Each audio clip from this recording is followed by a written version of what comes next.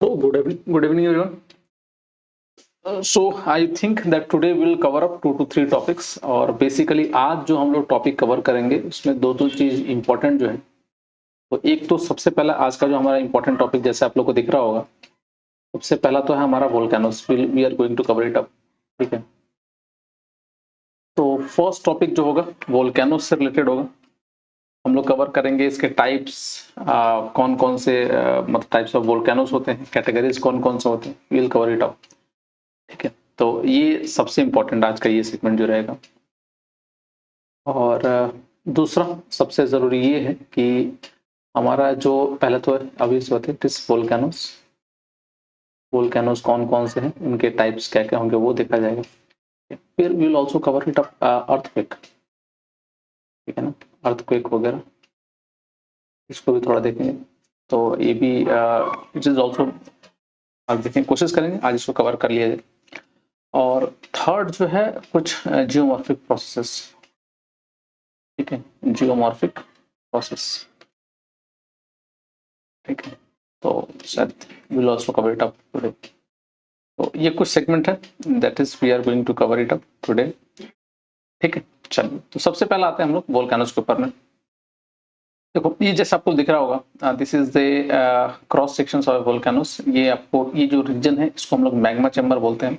और मोस्टली कोशिश ध्यान रखिएगा कि ये जो होते हैं लावा जो होते हैं, लावा का फॉर्मेशंस, और यही जो मैग्मा बाहर निकल के चला आता है तो इसको हम लोग लावा बोलते हैं। मतलब अंदर में मैग्मा और ये बाहर अगर आ गया तो इसको हम लोग लावा बोलेंगे, ठीक है। तो दोनों एक ही है, एक अंदर जो है मतलब वोल्केनोस के अंदर में जो है दैट इज द मैग्मा, और वही जो बाहर में फ्लो होने लगा दैट इज द लावा। अच्छा, लावा अलग अलग टाइप के हो सकते हैं, अलग अलग फ्लो होते हैं। एक तो लावा जो सिंपल आराम आराम से फ्लो करता होगा, और एक होता है वाटरी की तरह, ठीक है ना। तो सिलिका और उसके कंटेंट के चलते भी इस प्रॉपर्टीज होते हैं लावा के, वो हम लोग बाद में देखेंगे। तो नॉर्मली क्या प्रोसेस होती है, होता क्या है वोल्केनोस। देखो वोल्केनोस बेसिकली अगर बोला जाए तो अगर हम मान लीजिए ये हमारी धरती का फॉर्मेशन है, आउटर शेप, और अगर कुछ सपोज करो यहाँ का जो रीजन है लेयर्स, और ये क्रस्ट ले लीजिए। क्रस्ट ज्यादा बड़ा नहीं है, मैं थोड़ा सा इसका पिक्चर्स अगर चेंज किया जाए तो सपोज करिए ये दिस इज द क्रस्ट, और इस क्रस्ट के अंदर में ये जो आपको लावा का जो स्ट्रक्चर, यहाँ जो लावा दिख रहा है इधर में, सपोज करिए जो मैग्मा का ये चेंबर है, ठीक है ना, ये मैग्मा। और ये मैग्मा जब लगता है कि उनको ऊपर में जो आउटर रीजन है वो थोड़ा पतला हो गया, या ड्यू टू समथिंग प्रेशर के चलते ये चीजों को मतलब फाड़ते जाता है और बाहर they used to come out, ठीक है ना। तो it is the magma which come out from a particular epicentre, मतलब पर्टिकुलर लोकेशंस, जहां पर हो सकता है या तो लैंडफॉर्म्स थोड़ा पतला हो, या ड्यू टू वीक रीजन्स वो लावा निकल के आते हैं, ठीक है। तो वोल्केनोस को मेन रीजंस तो यही है। और दूसरा एक होता है जैसे कि मान लीजिए अगर कोई, जैसे पिछले क्लास में हमने पढ़ा था प्लेट टेक्टोनिक्स। तो प्लेट टेक्टोनिक्स में क्या होता है कि सपोज करिए कोई आपके ये प्लेट बाउंड्रीज है, जैसे सपोज करो ये लाइटर प्लेट है और ये हेवियर प्लेट है। तो लाइटर प्लेट ऑब्वियस सी बात है हेवियर प्लेट के नीचे जाएगा, और नीचे जाके एक पर्टिकुलर रीजन तक जाके यहाँ पर डाइल्यूट हो जाएगा या मेल्ट हो जाएगा। और मेल्ट होने के चलते क्योंकि कंटेंट बढ़ रहा है, मैग्मा बढ़ रहा है, तो उसके चलते ये मैग्मा बाहर निकलने की कोशिश करता है, ठीक है। तो this is the reasons of lava formation और वोल्केनिक फॉर्मेशंस, ठीक है। तो इसलिए देखिएगा जितने प्लेट बाउंड्रीज आपको दिखेंगे, चाहे आप हमारा पैसिफिक ओशन ले, पैसिफिक ओशन में अपने रिंग ऑफ फायर का भी जिक्र सुना होगा। तो रिंग ऑफ फायर बेसिकली है क्या, ring of fire is basically the lavas or the mountain or the volcanoes जो due to the subductions of the plate boundaries, जिसके चलते मैग्मा या उसका या लावा का फॉर्मेशन जो होता है, ठीक है। तो that is also one of the reasons of formation of this lava, ठीक है। वो समझ में आया होगा, मैं एक बार फिर से कह देता हूँ।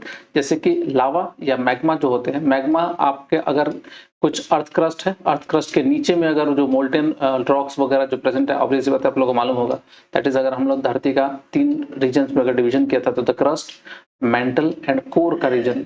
तो कोर थोड़ा हेवियर मतलब सॉलिड सब्सटेंसेस है, मैग्मा का या मेंटल जो होते हैं वो थोड़े लिक्विड या प्लास्टिक स्टेट में होते हैं, और सबसे ऊपर में क्रस्ट होता है। तो क्रस्ट थोड़ा पतला होता है, और कभी कभी क्रस्ट अगर पतला हो जाए तो उसके अंदर से जो मैग्मा बाहर निकल के आता है that lead to the formation of the volcanoes, ठीक है। तो ये कुछ है, आपको दिख रहा होगा। तो यहाँ पर अगर ये मैग्मा निकल के बाहर बहुत तेजी से आता है, तो ये अगर इस रीजन को फाड़ के बाहर निकलता है तो ये क्रेटर बन गया। इधर में इसको वेंट बोल रहे हैं हम, इसको पैरासाइटिक कोन। अगर मान लीजिए कहीं अलग जगह से भी अगर कुछ थोड़ा लावा या इस तरह के स्ट्रक्चर्स निकले, दैट इज द पैरासाइटिक कोन। और ये जो है लोकोलिथ है, ये भी एक लैंडफॉर्म्स है, वोल्केनिक लैंडफॉर्म्स जो यहाँ पर प्रेजेंट होता है, दैट इज। और ये स्टिल्स बहुत हार्ड सब्सटेंसेस होता है, हार्ड रॉक कह सकते हैं। और this is the lava flow and this is layer of ashes. ठीक है, तो ये कुछ स्ट्रक्चर दिखाया है। नेक्स्ट आते हैं अब टाइप्स के, मतलब लावा के कैटेगरीज कौन कौन से। तो वोल्केनोस के कैटेगरीज कौन कौन से। तो वोल्केनोस के कैटेगरीज के बारे में अगर डिस्कस किया जाए, there are 3 main categories of volcanoes. एक तो होता है एक्टिव, दूसरा होता है डोरमेंट और तीसरा होता है एक्सटिंक्ट। नॉर्मली एक्टिव माने वो लावा जो या वो वोल्केनोस जो रिसेंट टाइम्स में उसने इरप्ट हुआ, जैसे कि it is one which has recently erupted and there is a possibility that it may erupt soon. मतलब कि रिसेंटली वो इरप्ट हुआ था, हो सकता है कि अभी कुछ टाइम हो सकता है कि फिर से इरप्ट करे। तो that is the active volcanoes. दूसरा होता है डोरमेंट्स। डोरमेंट्स माने होता है it is one that has not erupted in a long time but there is a possibility it can erupt in the future. हो सकता है कि डोरमेंट है, रुका हुआ है, हो सकता है बाद में ये फिर से इरप्ट करे, तो वो भी एक होता है। दिस आर द मतलब डोरमेंट वोल्केनो। डोरमेंट माने शांत जो है। एंड थर्ड जो होता है एक्सटिंक्ट वोल्केनोस, ये वो वोल्केनोस होते हैं is one which has erupted thousands of years ago and there is no possibility of an eruptions. मतलब हजारों साल पहले वो इरप्ट हुआ होगा बट अभी उसकी कोई पॉसिबिलिटीज नहीं है फिर से इरप्ट होने का। तो these are the 3 main categories of volcanoes.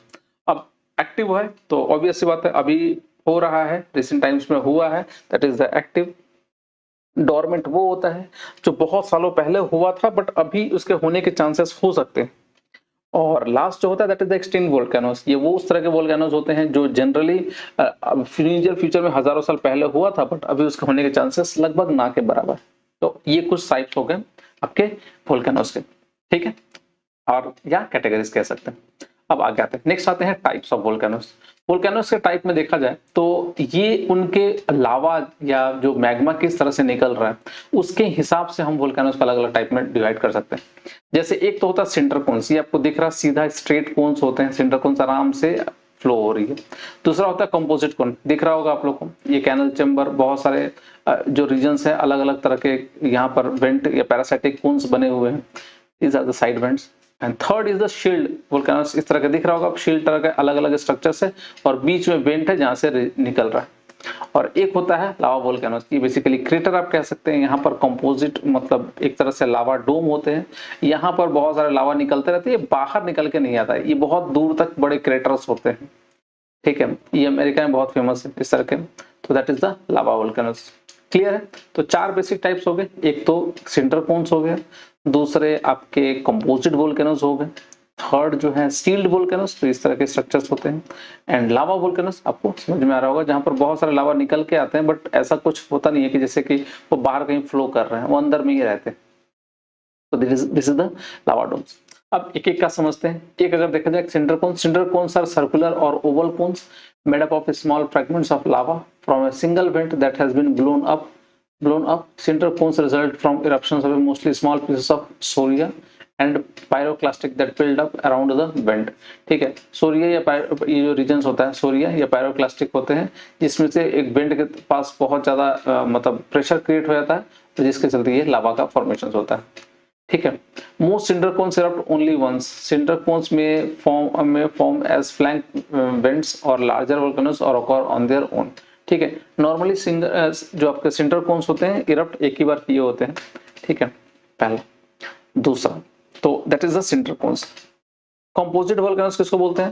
Composite volcanoes are steep sided volcanoes. मतलब देखिए आपका ये जो वोल्केनोस है ये कंपोजिट है, स्टीप साइड है इसके, ठीक है ना, स्टीप साइडेड वोल्केनोस।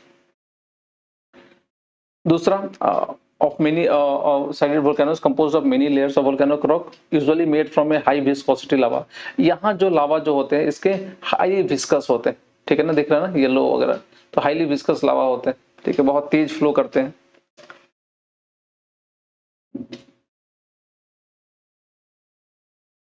ठीक है, जिसमें एश और रॉक्स डेब्रिस भी होते हैं। And this type of volcanoes are tall conical mountain composed of lava flow and other ejecta in the alternative layers, this the strata that gives rise to the name, ठीक है। तो इसके जो अलग अलग स्टेटस होते हैं बहुत लार्ज फॉर्मेट में होते हैं, कोन बना के स्ट्रक्चर रहता है and that is the main structures. ठीक है, नेक्स्ट आता है shield volcano. Shield volcanoes are volcano shape like a bowl, मतलब एक प्लेट या कटोरी की तरह शेप होता है या शील्ड की तरह शेप होता है in the middle with long gentle slope made by basaltic lava. ठीक है, बासाल्टिक लावा फ्लो होता है या बासाल्ट उसके अंदर होता है and these are found by eruptions of low viscosity lava that can flow a greater distance than from a vent that generally do not explode. ठीक है, तो ये जो लावा होता है शील्ड वोल्केनोस का लो, इसका जो नॉर्मली ये विस्कोसिटी बहुत लो होती है और बहुत तेजी से ये मूव करता है। ठीक है ना, और जिसका विस्कोसिटी ज्यादा होती है वो थोड़ा धीरे धीरे मूव करता है।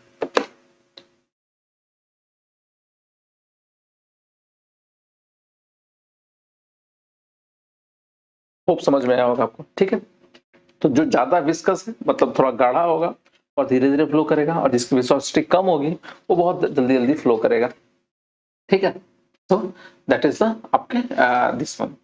और since low viscosity magma is typically low in silica, low viscosity जो मैग्मा होता है उसमें सिलिका बहुत कम होते हैं and shield volcanoes are more common in oceanic than continental settings. ये शील्ड वोल्केनोस ओशन में ज्यादा होते हैं compare to the continental. Hawaiian volcanic chain is a series of shield volcanoes and they are common in Iceland as well। ठीक है, ये Iceland वगैरह में भी मिलती है। Next, lava domes। ये क्या होता है? Lava domes are formed when erupting lava is too thick to flow and make a steep sided mounds। As the lava piles up near the volcanic bed, they are built up by slow eruptions of highly viscous lava। They are sometimes formed within the craters of a previous volcanic eruptions like a concept composite volcanoes and they can produce violent explosion eruption but their large lava generally does not flow far from the originating vent। देखिए ये कैसे होते हैं, ये लावा डोम्स जो होते हैं ना, ये आपको दिख रहा होगा, ये नॉर्मली इसके लावा बहुत दूर तक जाके ट्रैवल नहीं करते हैं। कभी कभी क्या होता है, ये हाईली विस्कोस लावा होते हैं और ये धीरे धीरे निकलने के चक्कर में वो वहीं पर जम जाते हैं, ठंडा हो जाते हैं, जिसके चलते उसी को वेंट को रोक लेते हैं। और जब ये फिर से ब्लास्ट करते हैं तो बहुत तेजी से ब्लास्ट होता है, बट हाँ उसके अलावा बहुत दूर तक नहीं जाता। तो ये भी एक रीजन है इसका लावा शील्ड्स का। ठीक, तो that is the lava domes. Clear है? होप समझ में आया होगा इसको। Next, types of volcanic eruptions. Volcanic eruptions के कुछ अलग अलग टाइप्स होते हैं, जैसे कि volcanic eruption depends on various factors such as the chemistry of magma. Magma में क्या क्या चीजें हैं वो भी है। दूसरा, टेम्परेचर कितना है, विस्कोसिटी कैसी है, वॉल्यूम कैसा है, प्रेजेंस ऑफ ग्राउंड वाटर है कि नहीं, क्योंकि ग्राउंड वाटर होगा तो बहुत ज्यादा फ्यूम्स वगैरह या जो वो स्मोक वगैरह निकलेगा। And water and gas content कितना है।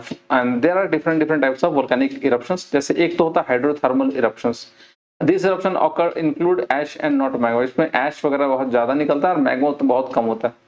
They are driven by the heat caused by the hydrothermal system। Hydrothermal system में बहुत ज्यादा हीट प्रोड्यूस होता है जिसके चलते वो ब्लास्ट करता है। That is known as hydrothermal eruptions. Second होगा phreatic eruption. This is driven when the heat of the magma interact with the water. जब मैग्मा जो होते हैं, मैग्मा वो अगर पानी से मिलता है तो this eruption do not include magma and only ashes. ठीक है, नेक्स्ट आता है phreatomagmatic magmatic eruptions. The eruption takes places when there is an interactions between the newly formed magma and water। मतलब जो नया जो मैग्मा बना हुआ है उसके संग अगर वाटर का इंटरेक्शंस होता है तो it is known as phreatomagmatic eruptions. ठीक है, जैसे कि Strombolian and Hawaiian eruption. Hawaiian eruptions has fire fountains while the Strombolian eruption has explosion due to lava fragments. तो एक में फायर फाउंटेन होता है और इसमें मतलब लार्ज अमाउंट ऑफ एक्सप्लोजन होता है। ठीक, तो दैट इज द आपके फेरामैग्मेटिक इरप्शंस। नेक्स्ट आता है Vulcanian eruptions. This eruptions last for a short period of time and can reach up to a height of 20 kilometre. 20 kilometre दूर तक ये जाके ट्रेवल कर सकता है। That is the Vulcanian eruptions, बहुत दूर तक ट्रेवल होता है। And subplinian and Plinian eruption. Subplinian eruptions reaches up to 20 kilometre in height while Plinian eruptions reaches up to 20 to 35 kilometre. ठीक है, 20 से 35 किलोमीटर तक ये ट्रेवल कर सकता है। तो these are certain types of eruptions। ठीक है, ये इरप्शंस के अगर स्ट्रक्चर देखा जाए तो यहाँ कुछ जैसे आपको दिख रहा होगा वोल्केनियन इरप्शंस दिख रहा होगा, लार्ज अमाउंट ऑफ एसेस वो निकलते हैं। प्लिनियन इरप्शंस बहुत लंबा जाता है, बहुत दूर तक ट्रेवल करता है। ये हवाईयन इरप्शंस होते हैं, बहुत ज्यादा नहीं, जैसे कि खौलता हुआ आग टाइप का होता है। ये स्ट्रोम्बोलियन होता है and this is the Plinian eruptions. देख रहा एक तरह से बहुत एक ही रीजन में बहुत दूर तक जाएगा। तो these are few types of volcanic eruptions. In the volcanoes. ठीक है, चल तो दैट इज रिगार्डिंग द आपका टाइप्स ऑफ वोल्केनोस। फिर से एक बार इसको देख लेते हैं। वोल्केनोस के टाइप अगर बोला जाए तो कुछ बेसिक टाइप्स को होते हैं, जैसे एक तो होता है एक्टिव, डोरमेंट और एक्सटिंक्ट। तो एक्टिव, डोरमेंट और एक्सटिंक्ट। एक्टिव माने रिसेंट में एक्टिव है, आगे भी हो सकता है। डोरमेंट माने पिछले बहुत सालों पहले हुआ था बट हो सकता है फिर से हो। और एक्सटिंक्ट माने जो बेसिकली नियर फ्यूचर में बहुत हजारों साल पहले हुआ था, अब उसके होने के चांसेस बहुत कम है। दूसरा अगर देखा जाए टाइप्स ऑफ वोल्केनोस में, एक तो सिंडर कोन्स होते हैं, दूसरा कंपोजिट वोल्केनोस, दूसरा शील्ड वोल्केनोस, चौथा आपके लावा वोल्केनोस। तो ये कुछ स्ट्रक्चर है और उनके रिलेटेड कंसेप्ट। ठीक है, उसके अलावा अगर देखा जाए तो वो कुछ चीजें और हैं, जैसे कि इरप्शंस कौन कौन से होते हैं। तो we have gone through this segment. ठीक है, चलिए, तो दैट्स ऑल रिगार्डिंग द आपका वोल्केनियन या वोल्केनोस एंड इट्स टाइप। ठीक है, चलिए, if you have any doubt you can ask. कुछ भी डाउट होने से आप पूछ सकते हैं।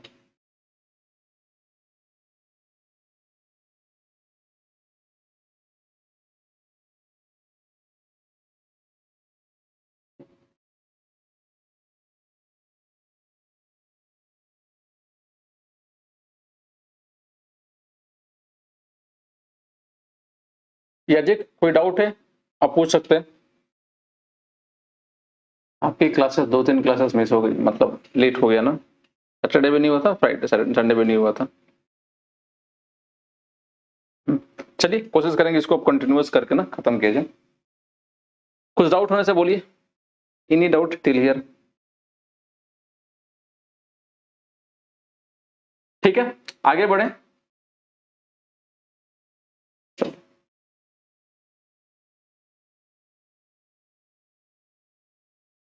चलिए, नेक्स्ट आते हैं थोड़ा आपके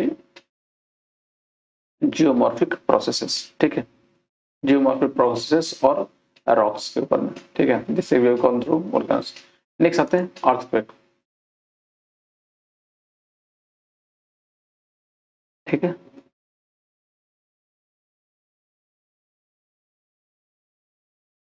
अर्थक्वेक देखो, अगर हम बोले कि व्हाट इज अर्थक्वेक, तो अर्थक्वेक बेसिकली अगर सिंपल सा अगर बोला जाए तो इट इज बेसिकली ए, आप ये तो बोल सकते हैं कंस्ट्रक्शन, मतलब कंस्ट्रक्टिव। जैसे बहुत सारा हम लोग जानते हैं कि बहुत सारे प्लेट बाउंड्रीज है हमारे पास। एक तो होगा कंस्ट्रक्टिव प्लेट बाउंड्रीज, कंस्ट्रक्टिव। दूसरा होता है डिस्ट्रक्टिव। मान लो अगर दो प्लेट्स आपस में टकरा रहे हैं तो अपने आप को डिस्ट्रॉय ही कर रहे हैं, that is the destructive plate boundaries. ठीक है, नेक्स्ट आपका कंजर्वेटिव होता है, जहां पर दो प्लेट बाउंड्री आपस में टकराते हैं, that is the conservative plate boundaries. अब समझो कि ये तीनों तरह के जो मतलब जो प्लेट बाउंड्रीज है उसमें आपका कंस्ट्रक्टिव जो मान लीजिए जैसे कि अगर प्लेट आपस में टकरा रहे हैं, ठीक है, तो वो क्या होंगे, वो कहीं ना कहीं जनरेट करेंगे अर्थक्वेक। अर्थक्वेक इस तरह से अगर स्लाइड भी कर रहे हैं वो भी क्या जनरेट करेंगे, अर्थक्वेक। बट अगर प्लेट आपस में साइड में हट रहे हैं, एक दूसरे के दूर जा रहे हैं, they will not form A earthquake, because वहां से जो लावा जो जनरेट होगा वो बेसिकली आगे इस तरफ में आके चिपक जाएगा, ये इकट्ठा हो जाएगा और इट विल क्रिएट लैंडफॉर्म्स। जबकि अगर दो प्लेट आपस में टकराते हैं या दो प्लेट स्लाइड पास करते हैं तो दोनों केसेस में there is a chances of formation of earthquake. ठीक है, होप समझ में आ रहा होगा आपको, क्लियर है। तो नॉर्मली हमने डिस्कस किया कि अगर मान लो प्लेट्स जो होंगे, प्लेट्स दो तरह के प्लेट्स या तीन तरह के प्लेट्स हम लोग समझ रहे हैं। जैसे कि एक तो हमारे जो प्लेट मार्जिन है, अगर सपोज करिए कि दीज आर द प्लेट्स, और अगर दो प्लेट आपस में अगर टकराते हैं, मतलब एक दूसरे से आपस में टकराते हैं, तो हो जनरली ऐसा होगा कि एक प्लेट नीचे जाएगा और एक प्लेट ऊपर होगा, तो जिसके चलते भी it will create a earthquake. ठीक है, दूसरा अगर एक दूसरा प्लेट ले लिया जाए, अगर कोई प्लेट स्लाइड पास्ट कर रहा है एक दूसरे का, मतलब एक इधर मूव कर रहा और एक उधर मूव कर रहा, तो ये भी एक, तो इसके चलते भी एक अर्थक्वेक हो सकता है, that is the conservatives. But हाँ, अगर कोई तीसरा प्लेट, जैसे कि मान लो एक प्लेट इधर मूव कर रहा है और एक प्लेट इधर मूव कर रहा है, तो ये जनरली अर्थक्वेक जनरेट नहीं करेगा। ठीक है, तो ये हमने इसमें इस पॉइंट्स में डिस्कस किया था। तो होप ये क्लियर हो गया होगा। अब नॉर्मली अर्थक्वेक के और भी रीजंस हो सकते हैं, जैसे ऐसा नहीं कि सिर्फ प्लेट बाउंड्रीज और उसके चलते ही होंगे अर्थक्वेक। अर्थक्वेक के और रीजन हो सकते हैं, जैसे कि आप सपोज करिए कि अगर कहीं फॉल्ट जोन है, कहीं अर्थ रीजन्स में, धरती में ही अगर कहीं किसी प्लेट बाउंड्रीज में फॉल्ट है तो वहां पर हो सकता है। दूसरे, प्लेट टेक्टोनिक्स की जो कंसेप्ट हमने बताया ये तो होता ही है उसके चलते। थर्ड जो हो सकता है वोल्केनिक एक्टिविटीज, अगर मान लो कभी ऐसा कंडीशंस हो जाए कि कहीं वोल्केनोस वगैरह हो रहा हो और उसके चलते बहुत लार्ज अमाउंट ऑफ, अगर उसके अंदर में लावा और मैग्मा अगर बाहर जनरेट हो रहा है तो इसके चलते ब्लास्ट होने के चलते भी कभी कभी केसेस होते हैं तो दूर दूर तक आपके अर्थक्वेक जनरेट होते हैं, तो that is volcano generated. And fourth जो होता है that is anthropogenic factor. Anthropogenic, ये एंथ्रोपोजेनिक क्या होता है? एंथ्रोपोजेनिक माने अगर ह्यूमन इंड्यूस्ड अर्थक्वेक जो होते हैं, इसमें बेसिकली क्या होता है, अगर मान लीजिए अगर हमने डैम कहीं बना लिया या लार्ज अमाउंट ऑफ वाटर कहीं एक जगह स्टोर कर लिया तो उसके चलते भी डैम एक्टिवेटेड अर्थक्वेक भी हो सकते हैं। तो there are multiple factors which can lead to the formations of the earthquake. Clear? चलिए, तो दूसरा फॉल्ट जोन, जैसे हमने डिस्कस किया कि फॉल्ट जोन क्या होता है, इट इज द इमीडिएट, ये नॉर्मली इमीडिएट कॉज होता है अर्थक्वेक का। और सडन रिलीज ऑफ स्टेट, कभी कभी क्या होता है कि अचानक ही मतलब जो प्रेशर टेंशन जो होते हैं रॉक्स के, अगर वो प्लेट्स के अगर वो अचानक रिलीज हो जाए तो भी अर्थक्वेक हो सकते हैं। ठीक है, रप्चर हो सकता है, या अचानक स्लाइड कर जाए कोई प्लेट बाउंड्रीज तो भी उसके चलते अर्थक्वेक हो सकते हैं। ठीक है, प्लेट टेक्टोनिक्स बहुत बहुत ही कॉमन फैक्टर्स होते हैं या रीजंस होते हैं अर्थक्वेक के। वोल्केनिक एक्टिविटीज ही बहुत कॉमन है, and human induced earthquake is also a basic reasons for the various earthquake. जैसे कि एक रिजर्वायर हो गया, कहीं अगर एक जगह आपने अगर पानी या बहुत बड़ा डैम अगर कंस्ट्रक्ट कर गया तो उसके चलते भी अर्थक्वेक होने के चांसेस बहुत ज्यादा होते हैं। ठीक है, चलिए नेक्स्ट। अच्छा, कुछ अर्थक्वेक होते हैं जो अलग अलग मतलब सेगमेंट्स में अलग अलग टाइप्स में डिवाइड कर सकते हैं, जैसे कि कुछ अर्थक्वेक अगर बहुत डेप्थ में अगर हो रहे हैं तो उनके भी अलग अलग फैक्टर्स होते हैं और कुछ कुछ उनके अलग अलग नाम भी हो सकते हैं। अगर अर्थक्वेक बोले तो अर्थक्वेक में कुछ फैक्टर्स ऐसे होते हैं, जैसे कि हमने तो रीजंस देखा कि अलग अलग रीजंस हैं। एक तो हो गया फॉल्ट जोन, फॉल्ट जोन। दूसरा हो गया plate tectonics.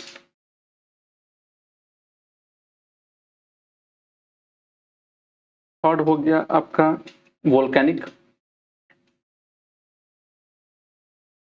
Activity, and fourth हो गया आपका ह्यूमन इंड्यूस्ड।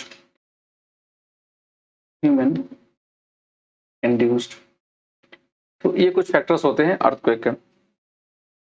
अब अगर नॉर्मली अगर देखा जाए वोल्केनिक एक्टिविटी या ह्यूमन इंड्यूस्ड जो होते हैं वो नॉर्मली जनरेट होते हैं ड्यू टू डैम कंस्ट्रक्शंस। ठीक है, और अगर अर्थक्वेक, अगर सपोज करिए कि कुछ भी अगर वो टेक्स मतलब हो रहा है अर्थक्वेक, और अगर वो हमारे धरती से लगभग लगभग 700 किलोमीटर्स,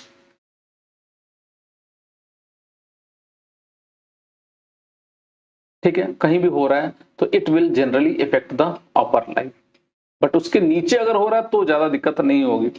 ठीक है, और इसको हम लोग अर्थक्वेक को हम लोग अलग अलग रेंज में डिवाइड किया, मतलब 0 से लेके 700 किलोमीटर का जो रेंज है उसके अंदर में हम लोग अलग अलग अर्थक्वेक को डिवाइड किए। जैसे सपोज करिए अगर 0 to 70 किलोमीटर अगर कोई अर्थक्वेक हो रहा है जहां पर एपिसेंटर्स वगैरह है तो इसको हम लोग शैलो बोलेंगे।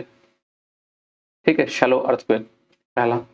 दूसरा, अगर वो 70 to 300 किलोमीटर तक हो रहा है तो इसको हम लोग इंटरमीडिएट।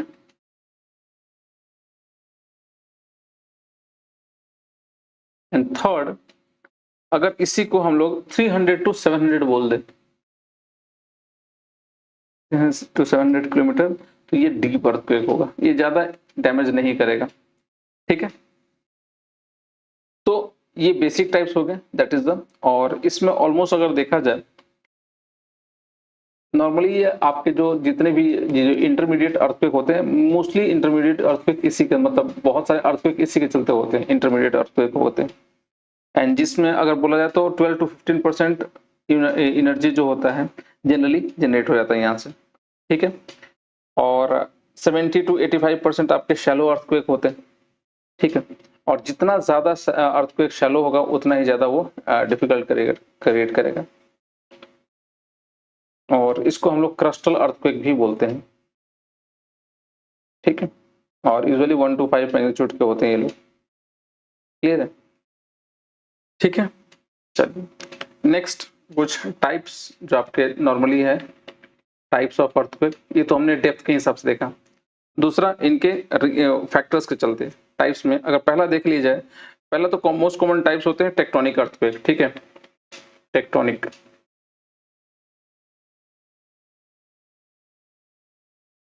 ऑब्वियस बात है, टेक्टोनिक प्लेट बाउंड्रीज में जो चलते होता है, ठीक है। And these are generated due to sliding of rocks. दूसरा होता है कि कभी कभी वोल्केनो जो हमने डिस्कस किया था, वोल्केनो के चलते भी हो सकता है। अच्छा, कुछ कुछ ऐसे अर्थक्वेक होते हैं जो माइनिंग के चलते होते हैं। माइनिंग, जैसे हमारे जितने भी झारखंड वगैरह एरिया है, वहां पर माइनिंग के चलते भी अर्थक्वेक बहुत ज्यादा जनरेट होते हैं। That is also the factors of mining earthquake, mining activities. And कुछ केमिकल या न्यूक्लियर एक्सप्लोजन के चलते भी हो सकते हैं, जैसे अगर न्यूक्लियर एक्सप्लोजन वगैरह हो रहा है,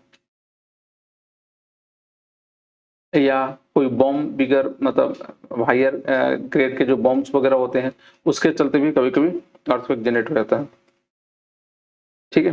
तो दीज आर द रीजंस।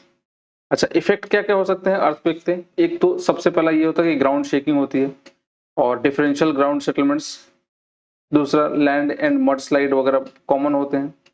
दूसरा सॉइल लिक्विफेक्शन हो सकता है, जैसे कि मान लो पानी मतलब अर्थक्वेक आया जिसके चलते ऊपर में वाटर और सॉइल मिलके बहने लग जाए, वो भी एक होता है सॉइल लिक्विफेक्शन। उसका होता है ग्राउंड लर्चिंग, एवलांचेस आ सकते हैं अगर स्नो वगैरह एरिया हो रहा तो। Flood plain dams and leaves failure हो सकता है। फायर कभी कभी हो सकता है आग लगने के चलते, ठीक है। Structural collapse, falling objects and even tsunami, ये सब सारे फैक्टर्स हो सकते हैं या सारे इफेक्ट्स हो सकते हैं अर्थक्वेक के, ठीक है। चलिए, तो these are few factors regarding the earthquake, ठीक है। अर्थक्वेक में लास्ट क्लासेस में भी इसको डिस्कस किया था, तो ये कुछ चीजें हैं छोटी सी। चलिए ठीक है, आज यहीं तक रहने देते हैं। दो